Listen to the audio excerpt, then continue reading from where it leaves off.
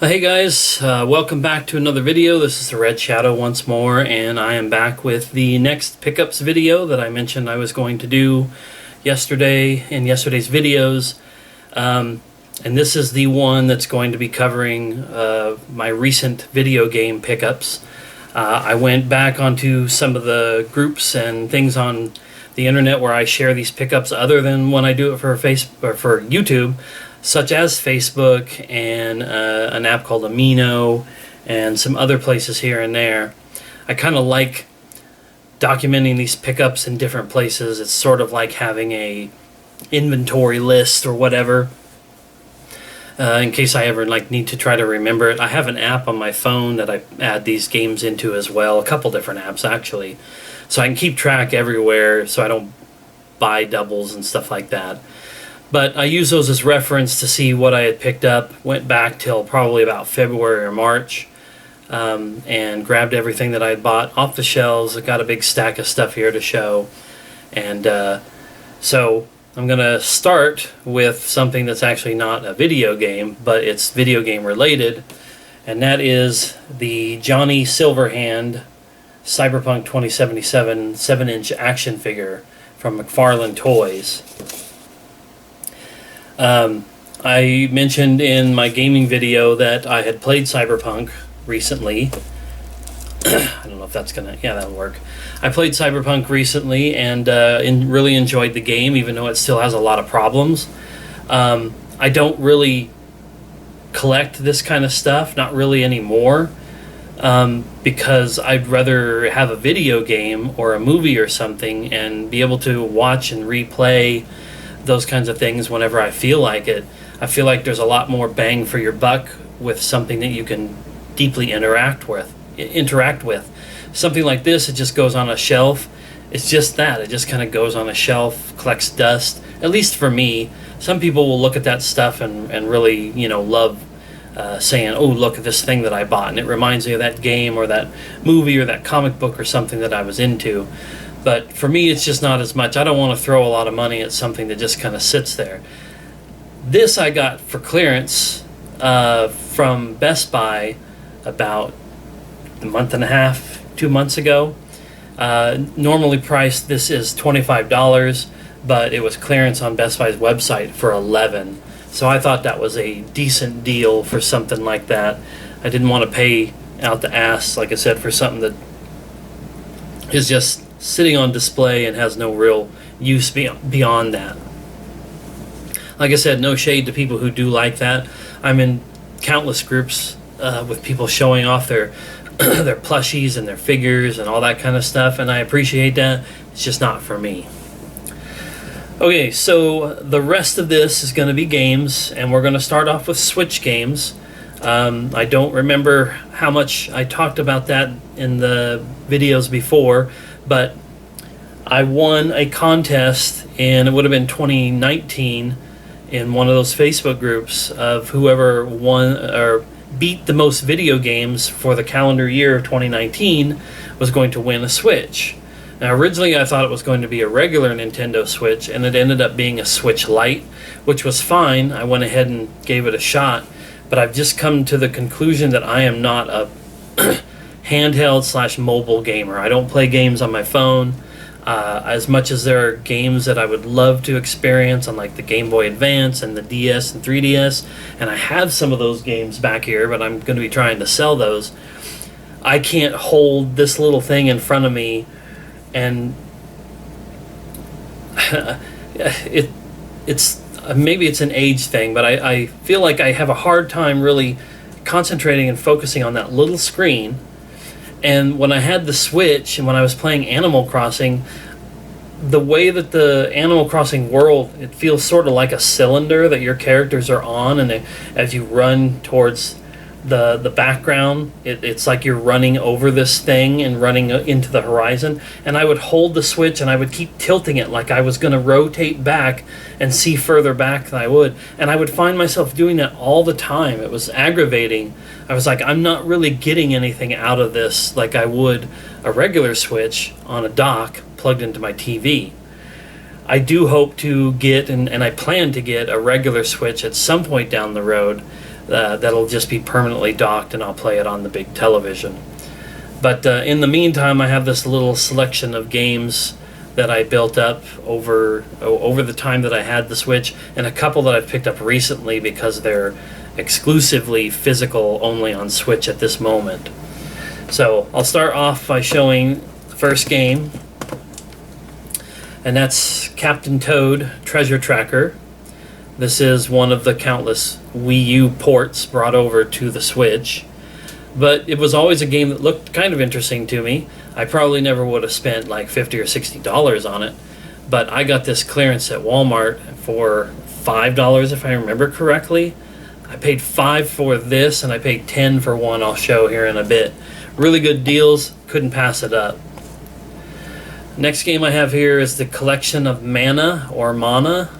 I'm not sure which one that's supposed to be. But this is a cool little collection of games. This is actually the game that came with the Switch Lite when I won it. And on it is Final Fantasy Adventure, Secret of Mana, Trials of Mana. I believe those are the original versions of the game. There have been kind of like remake versions. I have Secret of Mana, I believe it is, for PS4. But this has some of these old school classics, and it was a really nice way of getting my feet wet on the Switch, even though I had a different game that I bought for myself that I'll show in this stack before I actually got the Switch Lite. But that was really cool. And then this is Gone Home on Switch. This is a game that I bought and played a few years ago on Steam, and I really liked it. It's only a couple hour long experience. It's a walking simulator style game that makes you think as you're playing it that it might be a bit of a horror game, because it's got some really intense atmosphere to it at times. And I loved it, and I sat back and I waited for somebody like Limited Run Games or one of those other companies to put it out physically for PS4, and it never happened. And so I finally just kind of gave up. I Am 8-Bit did this physical version, and it had been up for sale on their website a couple years back, and as far as I remembered, it had sold out. So maybe they did another print run of this, but just a couple months back it was on their website, and I was like, screw it, I'll buy it, because it's a game that I wanted to have physically, and if it couldn't be on my preferred console, then it could be on something else that I will definitely play it. Alright, next thing I have here is the Game Night, Hasbro Game Night pack for the Switch. And this has Monopoly, Risk, and Trivial Pursuit Live on it. Now, these are kind of like party games that you would expect to play with other people, but I actually enjoy just playing against the AI in the game. I especially enjoy Monopoly and Trivial Pursuit were the ones I had the most fun with when I spent some time with this. Risk, I loved it when I was younger. I don't really play a lot of board games nowadays, and Risk is kind of a cerebral game, so I have a little bit more fun just playing against my friends, and as opposed to just up against the machine in that one. Alright, next up I've got The Legend of Zelda Link's Awakening. Absolutely had to get this one. I was like, if I'm going to own a Switch, I need this one. It's a really cool remake of I believe it's just original Game Boy Link's Awakening game. Something that completely passed me by back in the day, because, like I said, not a handheld person. I've pretty much known that all my life. I didn't own a Game Boy or a Game Boy Color. I had a Game Boy Advance once for a couple of months. Had the same kind of problems of like a big part of the problem with the GBA was the original ones, no backlight on the screen. So when I owned one, I was constantly trying to find some way to catch light but not glare and be able to play it. It was aggravating. But I was really glad to see Link's Awakening get this remake, and so I had to grab it and add it into the collection for playing it at some point in the future. Alright, next up we've got Octopath Traveler. Another must-have Switch game, in my opinion, from all the time that I'd seen all these different games that were coming only to the Switch that looked really cool, This one's got the beautiful 2D HD, I believe is the term that they're using for it. So it looks three-dimensional, but it's using like 2D sprites, and it was just like, and it's a Square Enix game, so to me that means it's probably going to be really good. So I had to get that one, just chomping at the bit to actually get to play it. Now here's another example of a game that got a physical release, but only for the Switch. But this is Real Myst. This is sort of an enhanced remake of Myst, the 90s PC game that kind of took the world by storm back then. The sequel to Myst, Riven, is one of my all-time favorite games. But this game here is done in such a way that I could feel like it would enhance my experience with the original Myst, like 100-fold. But like I said, sadly, only went to the Switch. It's a limited run game. So I ordered it, and can't wait to kind of have a chance to play that on the big screen. And here's the most recent example of a game that got a physical version, but only for the Switch, and that's Sea of Solitude. This is the director's cut. Now, Sea of Solitude, as some of these other games are available on PS4. They're just only available digitally. This director's cut, expanded and enhanced version is only available on the Switch in a physical format, at least at this point. And I also want to point out that maybe some of this stuff has got PS4 versions that were released overseas in some other country. I don't have an opposition to buying those because, the PS4 is region free, but I don't want to have to fight with websites from overseas that I've never used, or that take forever to ship, or charge a lot for shipping, or any of these kinds of things. I have bought from places like PlayAsia and some places in Europe. I have bought games and stuff from them, but I feel like I've made sure and covered all my bases so that none of these Switch games that I bought were available some other way for PS4.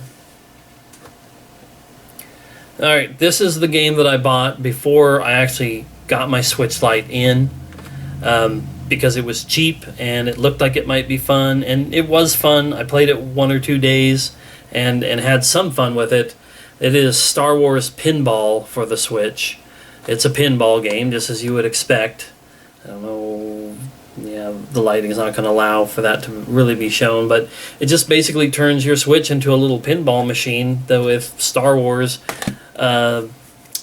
boards, decks. I can't remember what you call them on a pinball machine. But I played it for a little while, and then, like I said, I kind of put it to the side and never really messed with it again. Alright, down to the last 2 games. Second to the last game is Super Mario 3D All-Stars. This was kind of a no-brainer. This was being released for Mario's anniversary, 35-year anniversary, I believe it is. Or 40? I think it's 35. Anyway, it's... it doesn't really say on there. It is Super Mario 64, a game I don't really care for. Super Mario Sunshine and Super Mario Galaxy on the Switch. Not really remade or remastered in any real way, just basically ported over. But Galaxy and Sunshine are 2 games that I'm kind of interested in playing, and would love to be able to play them on the big screen on a console that I don't have to dig out weird connections for. I currently don't have my Wii connected to my TV because my TV only has basically HDMI hookups, and I'm not really wanting to spend all the extra money to get all these adapters and cords and weirdness. So I can't access stuff like Super Mario Galaxy for the Wii, and conversely, Sunshine on GameCube it'll play on my Wii. Like I said before, I don't care for Super Mario 64. I kind of have a hate relationship with that game, but even having it available on here is kind of cool. And then, of course, like I said, this was going to be a limited release at all retailers, not just on specific ones, but like at Walmart we had them. They were at Best Buy, they were at GameStop, they were at Target, they were on Amazon, they were all over the place. But they still said they were going to stop selling them after a certain point. So it kind of felt like should probably grab one just to have it. Now, I don't desire to sell this down the road. I'm not trying to scalp this to anybody. But it really did feel like, because of what it was, Mario games and anniversary stuff, it was a good idea to grab it and have it in the collection one way or another. All right, and the last thing I had to show, this was my $10 clearance when I mentioned before with Captain Toad Treasure Tracker. This is Xenoblade Chronicles, the definitive edition. This is the port of the remaster remake of the Wii U Xenoblade Chronicles game brought to the Switch. This is a series that I've always wanted to get into. I own this version for the Wii. I own the Wii U Collector's Edition of, I believe it's X. What I'm missing is Xenoblade Chronicles 2 and the Torna Country little spin-off or expansion game. Unfortunately, some of those have fallen to super high price range, so I'm not too interested in messing with all that. Maybe somewhere down the road I will get to own those. Okay, I'm going to try to figure out where I can put these PS4 games after I show them. So I'm going to say this is probably about 45 to 50 PS4 games here, maybe not quite that many. And I just stacked them up in no particular order, and I'm just going to fly through them to show them off what I've picked up.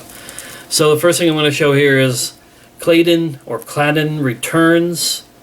This is a really cool looking old school retro pixel art style game, and I got it really cheap off of, I think, Walmart.com. 16-bit dungeon crawling goodness, it says on the back of this. Clayton Returns. This is Sengoku. So just looked interesting, was cheap, I think $12 or something like that. So I had to grab that up. Here's a game that I struggled to pick this up on release. This is Little Nightmares 2. I have the first Little Nightmares in both a really cool boxed version. It's a special edition that I can't remember the name of, and then a complete edition that had all the DLC. I haven't had a chance to play these yet, but when 2 came along, I was like, I really want to get 2, and then I want to sit down and play both games. And release date came, and I went to get online to see if I could buy it, because it didn't come to Walmart when I was working there. And everywhere, it was only a $30 game, everywhere that was selling it was sold out. GameStops, Best Buys, Amazon, Walmart.com. Everybody was out of this stupid game, and I was like, what? I thought, is this just some weird low print run game? And everybody was just, oh yeah, we want to play that, let's buy it. It was a month to a month and a half later before I was able to pick it up. By that time, I wasn't quite feeling the itch to play both of those games. Other games were coming out. Other things were there that I wanted to play, so I went to those. But I have it now, and I will play those games at some point. Maybe I'll hold them off for October and play some scary games. But I have a lot of scary games, including Made of Skur. This is another horror game that came out. I didn't quite get it when it first came out, but I was able to pick it up later on. I think this one has some poorer reviews than Little Nightmares. The Little Nightmares games are pretty highly reviewed. This one, not so much, but I was like, I still have to have it. So I got that. Next up, we've got The Complex. This is a limited run pickup here. And this is a full motion video game, so kind of channeling stuff like Riven, the sequel to Myst, Phantasmagoria, the X-Files games. These are some of my favorite old 90s PC point-and-click full-motion video style games. This is the kind of stuff that they do now, and I was like, I've got to get this. It was a limited run game, so I snapped it up. Here's something I played recently and absolutely loved. So much fun to be able to go back and play these. Mass Effect Legendary Edition, Mass Effects 1, 2, and 3, all the DLC, everything that was available for these original games is on here except for one piece of DLC that I think was Well, I think there was one piece of DLC that wasn't included because of a problem with corrupt data files for that DLC, and they couldn't salvage it or whatever. And then the multiplayer from Mass Effect 3 was not included, but I don't care about that. I wanted to play these games, and I played in May. I played Mass Effect 1, and then I played the next game that I'm going to show, and then I went back and played 2, and then I was going to play something else and then play 3 and finish it off, having little breaks. After I got through 2, I was like, man, I want to play the third one, because it was the only one that I haven't played yet. I played Mass Effects 1 and 2, and probably 45 to 50% of 3 in 2018 on my Xbox 360, while I was waiting for Red Dead Redemption 2 to come out. And I played Red Dead Redemption on 360, and then, but I was done way before Red Dead 2 was ready, so I played Mass Effect, like I said, 1, 2, and part of 3, and I wanted to finish that off. I had played Andromeda, and I loved Andromeda. I really did. I'm a Mass Effect Andromeda lover. It was my favorite game of all of these up until I was able to do the whole trilogy. 3 is now my favorite. That game is awesome, and the ending, I don't see why people are so pissed off about the ending to it. I enjoyed it. This was really, really good. Well worth picking up. That gives a big old red shadow stamp of approval for me. Alright, so this was the game that I played in between Mass Effects 1 and 2, and that's Biomutant, a game I've been waiting for and long anticipating, like a lot of us were. And it ended up being pretty good, but it's kind of rough. First time project from, I say project, I think the name of the company, well, on the front it says X101, but I want to say, I think it's Experiment 101 is the name of the dev team on this. They did really, really good for their first project. A bit ambitious, though, in an open world kind of thing. I found myself really just doing all the little things on the map, and it kind of started to feel like a chore. And it was really hard for me, maybe not for other people, but for me it was really hard to tell what was the next story mission or main mission I was supposed to do. There were things on the map, but in a lot of games, including like Mass Effect, you pretty much know, okay, you're going to go over here and it's going to take you on this thing, and then you're going to be done. And in this, sometimes it was like, well, what do I do now? I went and did this thing, but it's not really saying what's next. And there were a lot of times when you would finish something and then you just start running around the map doing stuff, and then randomly out of nowhere it'd be like, hey, you should go do this. Maybe at times a little too hand-holdy, at times not enough. Maybe too much random stuff to do on the map. Still a fun game, and I would still recommend it, but I would probably give it like a 6.5 or a 7 out of 10, whereas like Mass Effect 3 for me is probably a 9 or a 9.5. So yeah, anyway, that's just my feelings on Biomutant. For as long as we waited on it, it could have been better, but I am eager to see what that team does next if they're allowed to polish that rough hidden gem that they made. I don't know, I would call it a hidden gem, but you know what I'm trying to say. They built something that was cool. They needed to work on it a little bit more, and hopefully they'll learn from what they did on Biomutant. Okay, next up, Descenders. As you can see, it's like a mountain biking and racing game. It's cool. It's procedurally generated tracks and whatnot, so like every time you go in to play stuff, it's going to be a little bit different. And there's a lot of community-made levels and tracks and stuff that was a lot of fun. I spent more time kind of goofing around on the community tracks, or just in the little tutorial bubble that you would pop into with other people, and you could ride around and do tricks and mess around on like a basin-sized map before you would go into a career mode or multiplayer or something like that. I kind of dicked around with that more than I did any of the rest of the stuff on it, but it's still good. It's no downhill domination, though. Okay, next up we've got Subnautica Below Zero. It's kind of a sequel or a spin-off of the original Subnautica.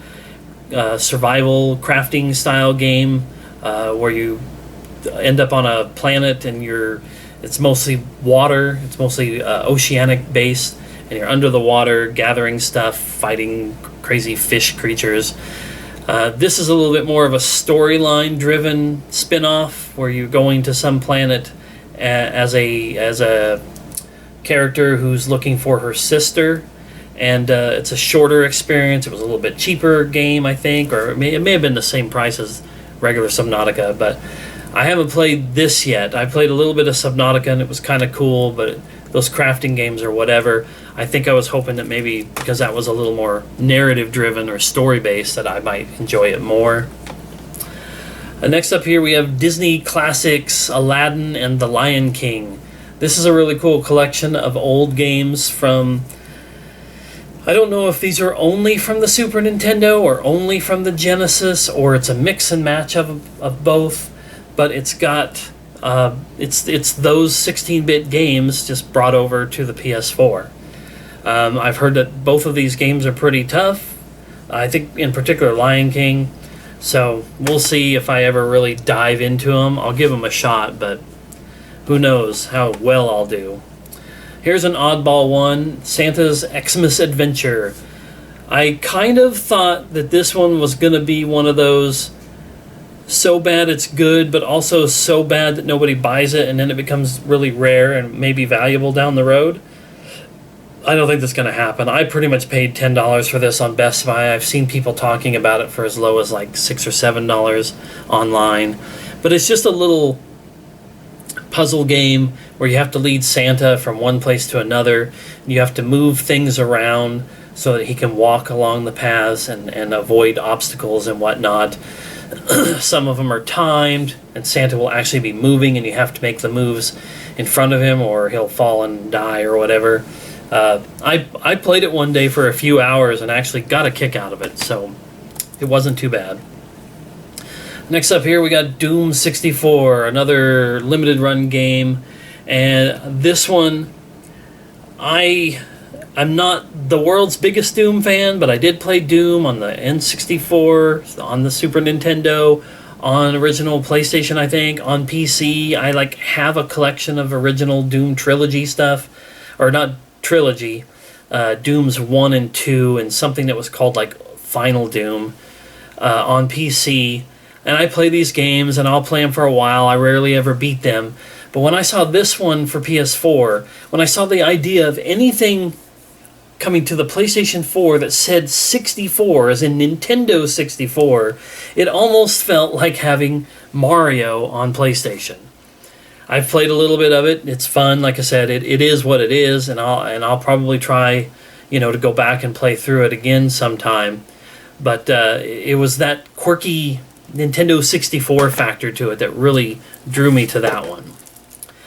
All right, next game I have up here is a strictly limited games entry called Coffee Talk, and basically this is like a visual novel set in a sort of weird Seattle that's kind of not cyberpunk, but it reminds me of Shadowrun, which is a pen and paper role-playing game that I really liked, where there was cyberpunk and fantasy elements added together. Well, in this, you're in Seattle as some sort of barista, making coffee and talking to these people, and most of them are elves or orcs or weird creatures and stuff. They're not all humans. And it was just something quirky. All these limited run games that I buy are usually anywhere in the $25 to $40 range, so I'll take a chance on something that's kind of unusual. So that's why I got that one. Here's an interesting one. Fallout 76. I did manage to pick up a copy of this for relatively cheap. This is the Steelbook version of Fallout 76. Now, the reason why I got this is because, one, I do like Bethesda and Fallout games. I've played 3 and 4. One of these days I got to get around to playing New Vegas. That's the online role-playing game one, like the MMO style one. Not role-playing game, so to speak. I think you get what I'm saying, though. It's like you drop into a Fallout-like world, but there will be other real players playing at the same time. I haven't tried to play it yet because of my internet issues and whatnot, but hopefully I will get a chance to play this sometime soon and just try to get, some value out of it. Okay, we got Wasteland 3. I own 2 and 3, but I haven't played these. They're basically like Diablo-style games, but these are the people who did, I believe, the original Fallout games, 1 and 2, that years later got together and made a couple of Fallout-like games. These have the isometric viewpoint, so I'm not as into them as something like Fallout where it's first person or third person. Isometric viewpoint, kind of looking down at an angle like a Diablo game, is a little bit of a turnoff, but I still want to try these, so I pick them up when I can. Alright, we got Marvel's Avengers. Not really a game I would have played, but I got this free from a friend, so I was like, I'll check it out, because it's not completely online only. I have to have internet in order to be able to play any part of it, I guess, but I was like, I'll try it out at some point, and we'll just see what happens. Here's a pair of games to show. It's actually 3 games. This is the SteamWorld Collection with SteamWorld Heist and SteamWorld Dig. I got this because SteamWorld Dig is kind of like a Metroidvania game, and I wanted to check it out. Heist is a turn-based strategy game, and I don't like those kinds of games. But in order to get Dig, I had to go this route. And then I also got SteamWorld Dig 2. I've actually started to play this. I really like it. It's a lot of fun. But it has been distracted. I've been distracted away from it by other games, but I'll go back and play it in the first one somewhere down the road. I do enjoy those a little bit. Watch Dogs Legion. This is actually this was actually free from the same friend who gave me Avengers. This was the other game that he gave to me. This, I was like, yes. I really enjoyed Watch Dogs 1 and 2, so I wanted to play the third in the series, so I have that to check out. And we've got Call of Cthulhu, just kind of a third-person adventure or horror action-adventure style game. And I definitely wanted to grab this as soon as I was able to, so I got that. Next up, we've got 13 Sentinels, Aegis Rim. This is the version that comes with a 36-page art book. This was also a game that I was going to be real pissed off about. I bought it from GameStop for a really good price, listed as new. Got stung by the GameStop. It's new, but it's open. This game came open, but it did come with the book, disc, everything's in there. It just wasn't sealed like I was hoping that it would be. But I definitely wanted to get it. This is from Vanillaware. Is that? I want to say, yeah, Vanillaware. It even says on here, the storytellers behind Odin Sphere and Dragon's Crown. Odin Sphere, Dragon's Crown, those are some games that I have and have played, and they're really cool. The artwork is real neat. They don't always hold my attention, but this is supposed to be really cool storyline-wise. It may be the one that keeps me invested. Alright, next up is Nier Replicant. I have Nier Automata, but I've never played that. Replicant is like a remake / alternate version of the Nier game that came out on PS3 and I think 360 that was altered when it was released here in the West. This is the Nier game, but the version that was in Japan that people seem to prefer. I was like, well, I'll get it. I'm down with that. Square Enix game, yada, yada, yada. Next up, we have my current game of the year for 2021. That's Resident Evil Village. It's Resident Evil. It's really good. I enjoyed it. A lot of fun. Don't know what else to say. Next up here we have what's called the Terra Trilogy. This I got because someone shared it in one of the Facebook groups, and just the cover alone was like interesting enough. I thought, well, I'll check it out. Looked it up online. It's basically like Defender and some of those old kind of vectorish style graphics games. I don't know that that'll come through well at all on the camera, but that's basically what it is. It's 3 different games, and a lot of them are basically just like Defender clones and offshoots of that. Alright, the next thing I have up here is a game called Mulaka with a really cool box. This was my first purchase from another limited print run game company called First Press. And they had a couple of interesting looking games, and so I decided to pick them up from them. This is the first one that's come in. I'm still waiting on another. It came in this really cool looking slipcover box that's kind of cool and shimmery, and I like the blue coloration to this. And then like the game itself is, you know, a really cool looking standard case inside of that. And there were some other goodies that came with this. This has got a nice big thick instruction booklet. I'm not going to pull this all out though. And then it came with a coin, but it's already in my place where I stick my things like coins and extra goodies. But this is really cool, and I think First Press Games is kind of a cool limited run game company, aside from the ones that everybody already knows. Like I said, I can't wait to get the other game that I've got coming in from them. Alright, next up we've got Disaster Report 4.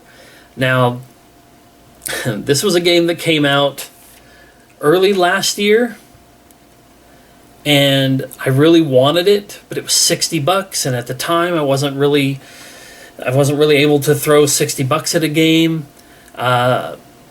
And then it was really limited in terms of the print run, and it almost sold out immediately. By the time I was able to buy it, I couldn't find it, and then the price of it started to go up on eBay and whatnot. I saw it eclipse $100 more than once. And a while back, a month or two ago, a guy on one of the Facebook groups showed that he had bought it, said it was really cheap, and was like, if somebody wants to know about it, DM me or I'll DM you. And I said, oh man, I really wanted to get it. And he messaged me and showed me a link, and it was on Amazon, and it was somewhere between about $53 and $55, which was less than what it was when it first came out, and way less than that $100 crap that it was peaking at. So I snagged it pretty quick. And I actually went back afterwards and had gotten even a little bit cheaper. So it's not about value on this. It's just a game, but the very first Disaster Report was on PS2. I have it and I played it, and it was really cool. Clunky, old survival horror style game, but the horror isn't monsters and that kind of stuff. It's earthquakes and natural disasters. And then there was a sequel called Raw Danger, and I have both of those. The third one was a PSP only game, so it's not something and it was only released in Japan. It'll never be something that I'll ever get. But the fourth game got this random release in the West, so I had to have it. Alright, last stack here. This is probably another hour-long video. Sorry, guys. Next up, we have Shin Megami Tensei 3 Nocturne HD Remaster. The Shin Megami Tensei series is one that I've wanted to check out for a long time. It's weird.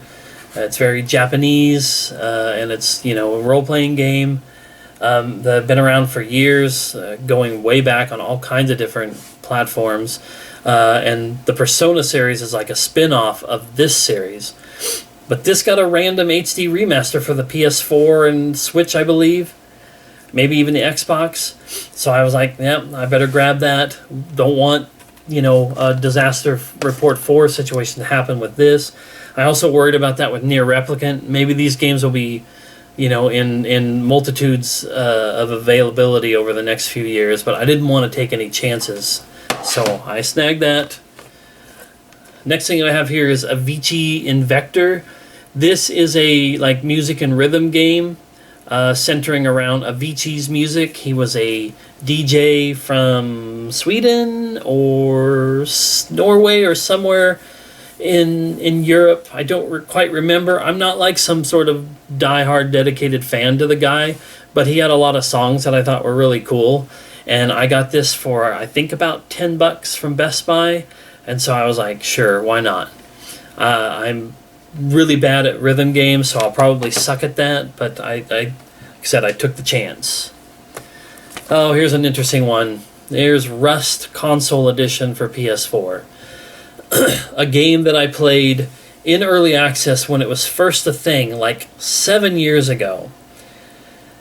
And then strayed away from for a long time, especially after I discovered Gary's mod and had a lot more fun with that. But I still have a special place in my heart for this game. It's on my Red Shadow's Favorite Games playlist that I did years ago. Obviously, this game has changed a lot. It's transformed. It's better, I guess you would say, but I haven't really played the new version of it. But when it came to console, I was like, one, it's Rust, and like I said, special place in my heart, so I'll buy it.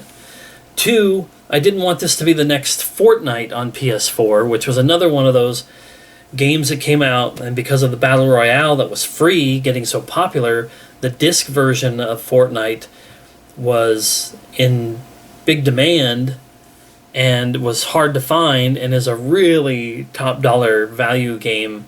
I wish I would have gotten that one. That's one that I would have kind of liked to have had just because it was rare or harder to find and there was a lot of demand for it. This was, like I said, a little bit of that and a little bit of I want to play it at some point, but I just kind of like having a testament to my enjoyment of my short period of time with Rust years ago on PC, have it on my shelf in the form of, whatever I could, which was a PS4 copy. All right, next up we got Scott Pilgrim versus the World, the movie, the game. From Limited Run Games, this is the complete edition. This is that original Scott Pilgrim game with all the DLC and stuff that came with it. This is a game that was out in like the PS3 360 generation, digitally only, and then after a few years the licensing rights went away and it had to be taken down from all the digital shops. And so it went away, and if you didn't have it downloaded on one of those older consoles, you couldn't play it anymore. Well, Limited Run Games, Ubisoft, Universal, they managed to get this thing back on the market in a physical version, give a guy like me a chance to check it out, because I always thought it looked kind of cool. Even though I'm not really a beat-em-ups guy like this, like games like this, I wanted this one. I love the movie, so it was like just a no-brainer in my opinion to have it in my collection. Alright, next up here we got Citadel Forged with Fire. This is an oddball game that I stumbled across on Best Buy. I bought a lot of these games from Best Buy. They've had a lot of PS4 games on clearance lately, as well as Xbox and Switch. But PS4 is my jam. I saw this one, looked it up, checked it out online, looked kind of neat. It's basically an MMORPG like World of Warcraft, but you can also play it by yourself offline. I just had to recheck that. It does say here online play optional, 1 player or 2 to 40 network. But a big reason why I got this is because you're probably not going to be able to read that, but there's a thing down here that says Blue Isle Studios.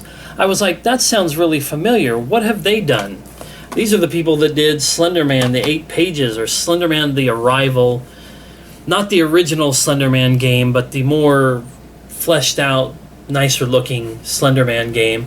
And then they did a couple of other quirky games. Everything that they've done has been something weird and different, and I got to give it up to them. I was like, I want that. I will check that out. It looks like something that I might enjoy and I might hate. Alright, next game up here. I don't know if this is Kaes and the Wild Masks, or for some reason Kaze comes off as Kaze. Sounds more exotic and interesting, so I've been calling it Kaze and the Wild Masks. But if I'm wrong, correct me in the comments, let me know.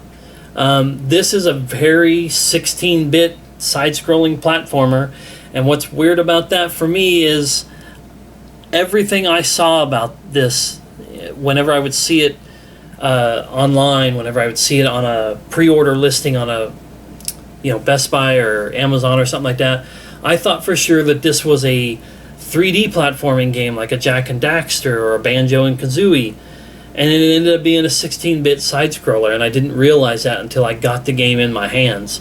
But I played it one day recently, like in the last week, and it wasn't too bad. It's very Donkey Kong Country-like. My tastes have changed over the years. I love the Donkey Kong Country games so very much. But this one, I was just like, I played a couple levels, I died a few times, and I was like, yeah, I think I'm kind of done. Just give me a Mass Effect or a Fallout or a GTA 5 or something like that. Like I said, I think my tastes have changed. I used to really like the side-scrolling stuff, and eventually I was really big into JRPGs, and now I've kind of just gotten into open-world games, first-person, not shooters necessarily, but anything from a Fallout to a Far Cry. That seems to be more of my style these days. But I still like to buy these things that, are reminiscent of yesteryear. Okay, next thing up we have here is After Party. This is another limited run games release. This is from Night School as the developer. These are the folks who made Oxenfree, which is a game I really, really want to play. Apparently I own it on PC as a free through Twitch thing when I think Twitch still does it, but when I was still watching Twitch a lot, I got Oxenfree apparently for free on my PC, but I can't sign into my Twitch account right now, so I can't play it. But this is an effort from that group afterwards. A couple of people die and go to hell and have to drink their way past Satan in order to get themselves out of hell or something like that. Just the premise was interesting, the art style is really cool, and I know they have the pedigree with Oxenfree under their belt. Alright, down to the last three games. So, Wonder Boy, Asha in Monster World is a remake of an old, I think it's Sega Master System game? Maybe that's not this one, maybe that's the next one. But it's still a remake of an older game, and I was like, cool, yeah, I want that. So I ordered it from Strictly Limited. This is another one of those games that, or I don't think I've talked about it yet, maybe. This is a game that was only available through Strictly Limited at first, but in the 6 months I waited for this, it ended up getting a regular NTSC release here in the West, and I would have had it sooner than I waited for this. But I don't care. Like I said, I pre-ordered it ages ago, and you just sort of forget about it.